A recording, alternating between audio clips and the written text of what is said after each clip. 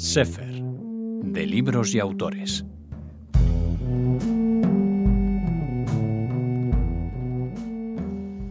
Hola oyentes de Radio Sefarad, bienvenidos a esta sección de literatura que llamamos Sefer, de libros y autores, y vamos a estar con la profesora Ana Alicea Rivera. ¿Qué tal, Ana?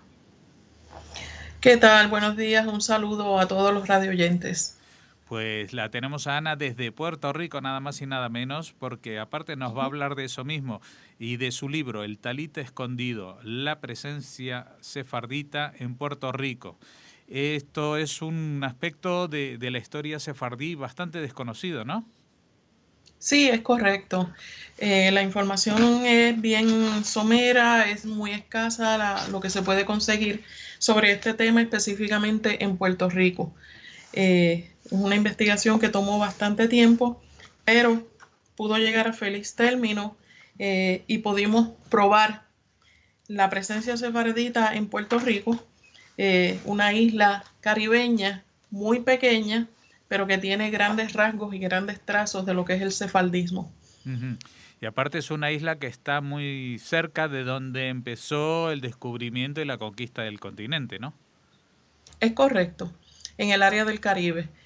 Puerto Rico fue un punto bien importante, bien significativo en lo que fue la colonización de América, ya que los puntos militares y estratégicos estaban localizados en Puerto Rico y fue donde por primera vez se instituyó lo que conocemos como la Inquisición. El Gran Inquisidor de las Américas, donde tuvo su primera sede, Ajá. fue precisamente aquí en Puerto Rico. Ah, pues pensaba que era en México, porque creo que México sí fue el primer proceso contra judíos, ¿no? Es correcto, sí. Pero la Inquisición como tal, donde se establece, fue primero aquí con el inquisidor Alonso Manso, ya desde el año 1511. Al principio de todo, entonces, ya estaban allí.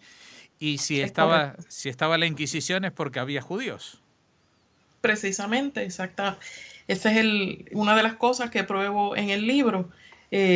No había necesidad de traer un gran inquisidor a la isla si no hubiese sido porque había judíos aquí en Puerto Rico. ¿Y se sabe quiénes eran o contra quiénes actuó? Se habla mucho de uno de los primeros casos que se dieron aquí en Puerto Rico, eh, un converso de apellido Sánchez que fue sometido a la Inquisición, eh, y una de las razones era porque no quería trabajar los sábados y porque le estaba dando indios a marranos que estaban establecidos aquí en Puerto Rico. Ujú. Bueno, de esto habla tu libro, pero también de una presencia mucho más cercana en el tiempo, ¿no? Es correcto, sí. Cuéntanos.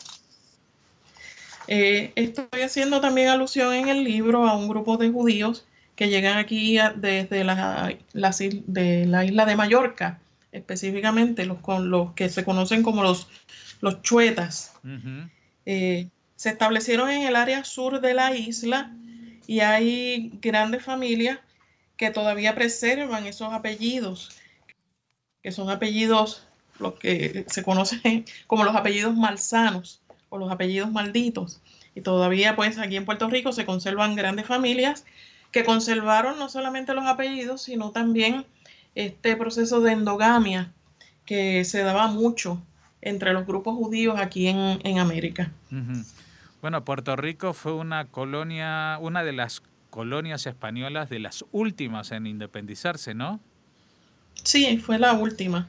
De hecho, no somos independientes todavía, somos un Commonwealth de los Estados Unidos de Norteamérica. Ujú. Pero sí, nosotros y Cuba fuimos las últimas colonias que tuvo España aquí en América. Y ya desde el siglo XIX se estaba dando muchos puertorriqueños que estaban saliendo del anonimato de lo que es este criptojudaísmo que existía desde la época de la colonización y se están presentando ya a la sociedad y a la comunidad de una manera mucho más, yo diría que libre, ¿verdad? En el sentido de que ya no temían ocultar sus creencias y ocultar su linaje y de donde ellos venían. Ujú. Pero me imagino que el cambio de estar bajo la tutela de España a pasar a la tutela de Estados Unidos también alentó esa libertad religiosa, ¿no? Sí, es correcto, es correcto. En ese tiempo existía aquí en Puerto Rico lo que se conocen como los compontes, que era una serie de estatutos y leyes que prohibían a las personas reunirse libremente, practicar cualquier otra religión que no fuera el catolicismo.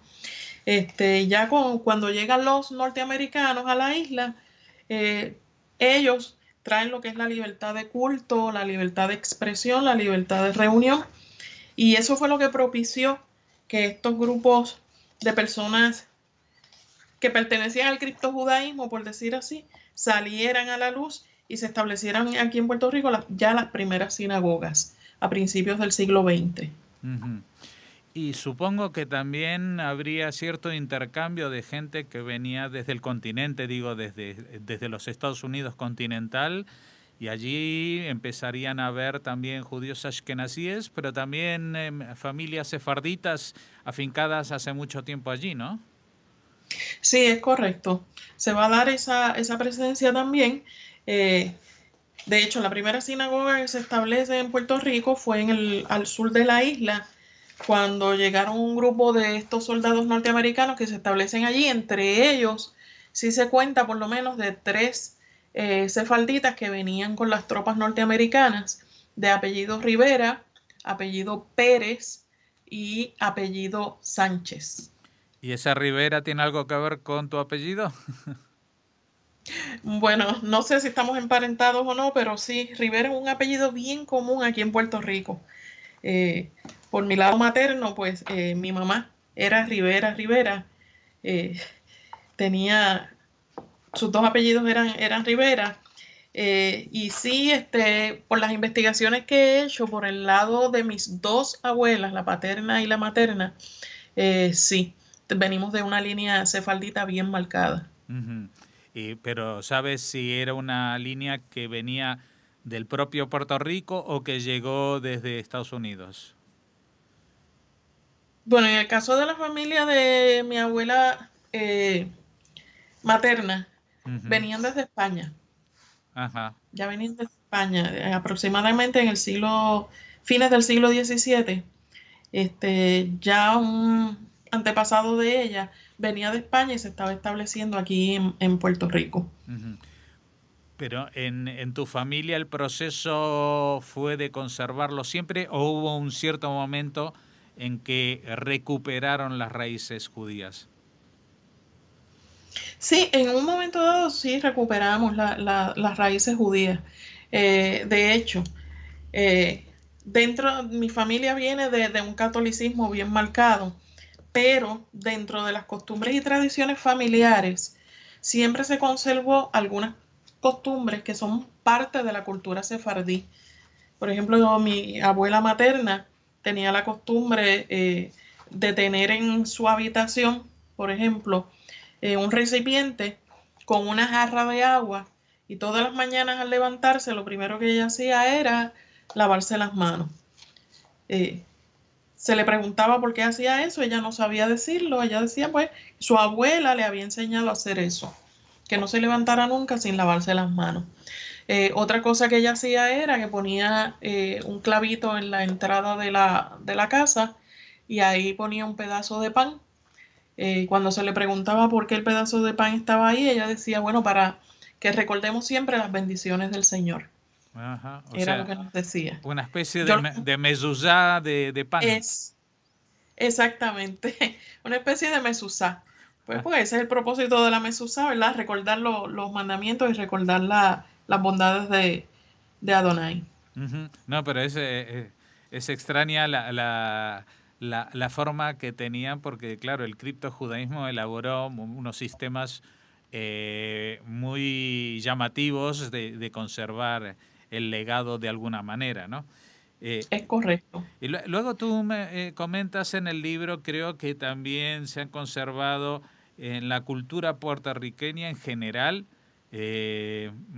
palabras del español antiguo, del judío español, ¿no? Sí, lo que se conoce como el ladino. Eh, Muchas palabras que aparecen en el libro, algún listado, ¿verdad? De las que más se usan aquí en Puerto Rico. Todavía podemos escuchar aquí en Puerto Rico muchas personas utilizando este vocabulario. Mi abuela paterna lo usaba mucho. Cada vez que yo hablaba con ella usaba este tipo de lenguaje. Había algunas palabras pues que yo en aquel momento no las entendía, pero ahora sí me doy cuenta de que ella lo que estaba hablando era ladino. Por ejemplo, cuando ella decía, ¿a dónde vas tú? Por decir, ¿a dónde vas? Ese a dónde, pues es del ladino. Eh, y así por el estilo, varias palabras que todavía se usan, las podemos escuchar en el español de nuestro Puerto Rico. Ujú. Y también has visto la huella sefardí en otras expresiones como la gastronomía, ¿no? Exactamente. Tenemos una gastronomía bien variada, pero muchas de las cosas que nosotros todavía tenemos nos vienen de la gastronomía sefardita. Todavía aquí nosotros vamos a este tipo de las panaderías y podemos encontrar en muchas de ellas lo que es el pan trenzado. Aquí Así. se le llama el pan de la abuela. El pan de la abuela, la jalá. El- Exactamente.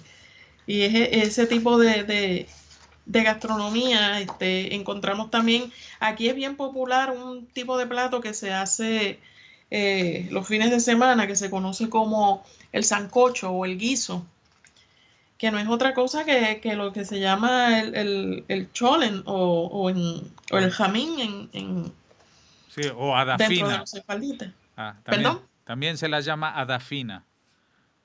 Exactamente. Ujú. Exactamente. Y ese plato es bien tradicional aquí en Puerto Rico.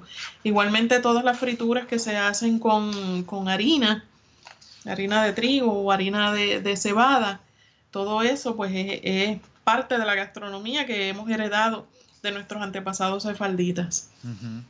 Y aquí mencionas también cuestiones como costumbres, cómo sentarse a la mesa, el mikve, la cuarentena después de un parto.